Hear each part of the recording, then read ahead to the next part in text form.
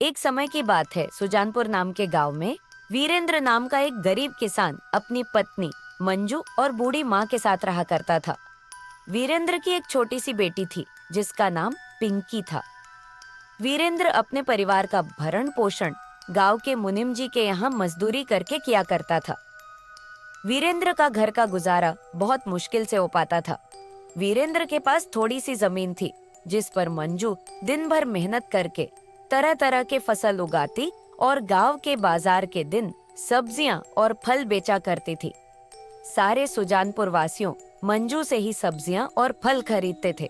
ताजी ताजी सब्जी ले लो, ताजे ताजे फल ले लो, हरी भरी सब्जी ले लो, हरी भरी सब्जी ले लो, सिर्फ 30 रुपए में। अरे मंजू, कैसी हो? घर में सब ठीक तो है ना? और पिंकी कैसी है? रामलाल काका, मैं ठीक हूँ और घर में भी सब ठीक ही है और पिंकी भी बिल्कुल ठीक है। काका, और बताओ आज बाजार कैसे आना हुआ और काकी कहाँ है?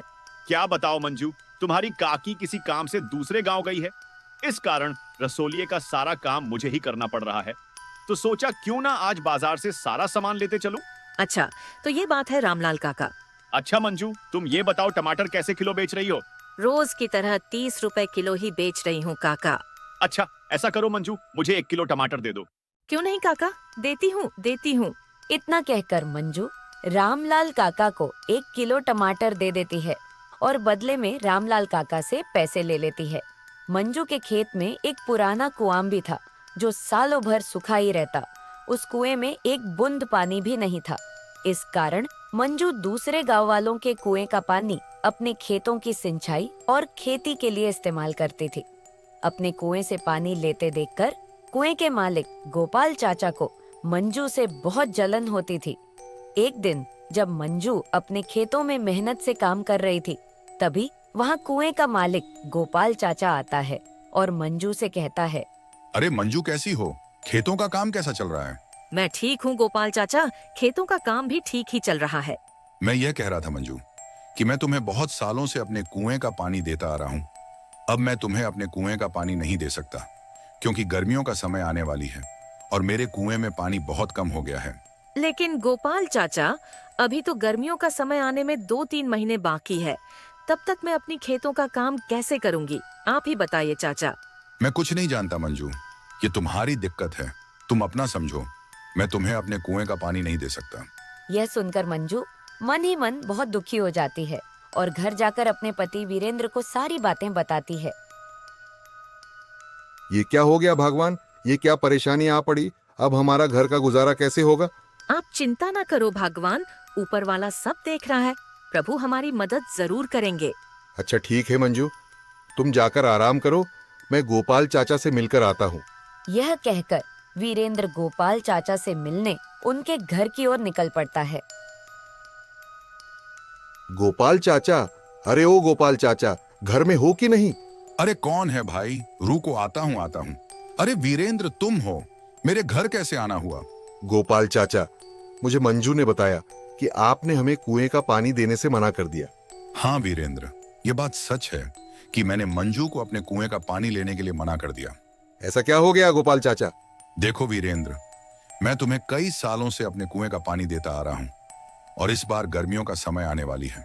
इस कारण मेरे कुएं का पानी बिल्कुल सूख कर कम हो गया है।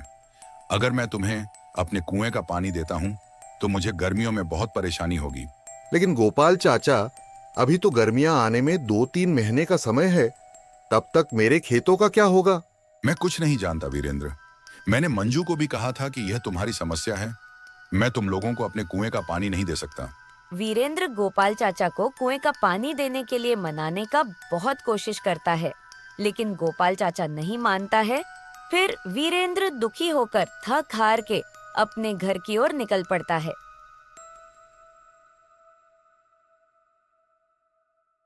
क्या हुआ? गोपाल चाचा ने क्या कहा? ना मंजू, गोपाल चाचा ने पानी देने से मना कर दिया। कह रहे थे, अगर मैं तुम्हें पानी देता हूं तो मुझे गर्मियों में बहुत परेशानी होगी। पानी के बिना क्या होगा भाग्यवान? हमारे सारे खेत तो सूख जाएंगे और हमारा गुजारा कैसे होगा? अच्छा, वो जो हमारा पुराना कुआं है उसको खुदवाने में कितना खर्च लगेगा? भाग्यवान, 500 रुपए तो लगी जाएंगे। अरे हमारे पास इतने पैसे तो हैं ही नहीं। अच्छा, अगर मैं खुद से ही कुएं को खोद दूं तो? क्या आप कर लेंगे? हाँ, अब कुआं मिस्त्री कर लेगा तो मैं क्यों नहीं कर लूंगा। अच्छा, भाग्यवान, कल सुबह सुबह दोनों कुएं के पास चलेंगे।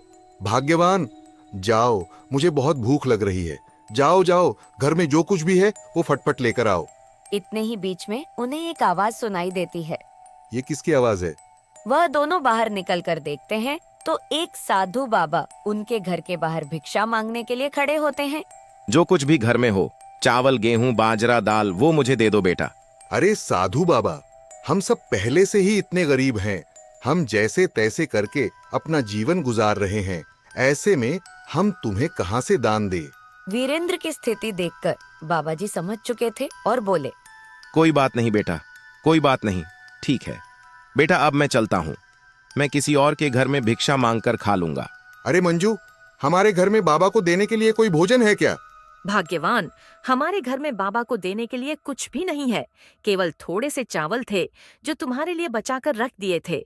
अगर वह बाबा को दे देंगे तो तुम्हें भूखा रहना पड़ेगा। रुकिए बाबा, भाग्यवान, जाओ और मेरे हिस्से का भोजन है वो जाकर बाबा को दे दो।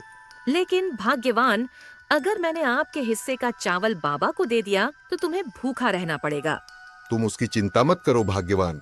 वैसे भी अगर मैं बाबा को भूखा जाने दूंगा तो मेरे गले से भोजन नहीं उतरेगा। जाओ, वो भोजन लेकर आओ।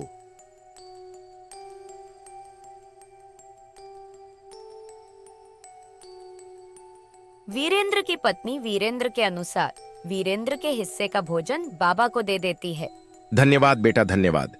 भले ही तेरे अभी बुरे दिन चल रहे हैं, मगर ऊपर वाला सब देख रहा है। वह एक दिन तेरी अवश्य सुनेगा।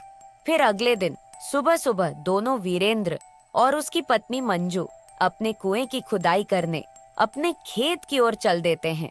देखो मंजू, देखो, हमारे कुएं में तो एक भी बूंद पानी नहीं है। हाँ भाग्यवान, प्रभु हमारी कौन सी परीक्षा ले रहे हैं। फिर वीरेंद्र कुएं में नीचे उतरकर कुएं की खुदाई शुरू कर देता है। थोड़े समय बाद अचानक से कुएं की एक पत्थर के अंदर से पानी निकलने लगता है। अरे, यह पानी कहां से आ रहा है? मुझे तो अपनी आंखों पर विश्वास ही नहीं होता। मुझे तो लगता है कि यह सब मेरे अच्छे कर्मों का फल है जो मुझे मिला। भाग्यवान सही कह रही थी और बाबा जी भी सही कह रहे थे कि तुम्हारे कर्मों का फल तुम्हें अवश्य मिलेगा। ऊपर वाले ने मेरी सुन ली। अब मैं इस पानी से मैं अपनी खेत की सिंचाई अच्छी तरह से कर सकूंगा। वीरेंद्र बहुत खुश हो जाता है और ऊपर जाकर मंजू से कहता है, भाग्यवान प्रभु ने हमारी सुन ली। नीचे पत्थर से पानी निकल रहा है। क्या आप सच कह रहे हो? भाग्यवान प्रभु ने हमारी सुन ली। अब हमें खेती करने में कोई परेशानी नहीं होगी। तो दोस्तों, आपने देखा, जो अच्छा कर्म करता है उसके साथ हमेशा अच्छा ही होता है। यह कहानी हमें सिखाती है कि मेहनत, सच्चाई और दूसरों की मदद करने का फल हमेशा मीठा होता है। वीरेंद्र और मंजू की तरह अगर हम धैर्य रखें और अच्छे कर्म करते रहें तो जरूर एक दिन सुखद परिणाम मिलता है। अगर आपको यह कहानी पसंद आई तो लाइक जरूर करें, शेयर करें और सच्ची कहानी को सब्सक्राइब करना न भूलें, क्योंकि हम आपके लिए ऐसी ही प्रेरणादायक और सच्ची कहानियाँ लाते रहते हैं। अगले वीडियो तक के लिए खुश रहिए, अच्छा सोचिए और याद रखिए, सच्ची कहानियाँ, सच्ची सीख। राधे कृष्ण।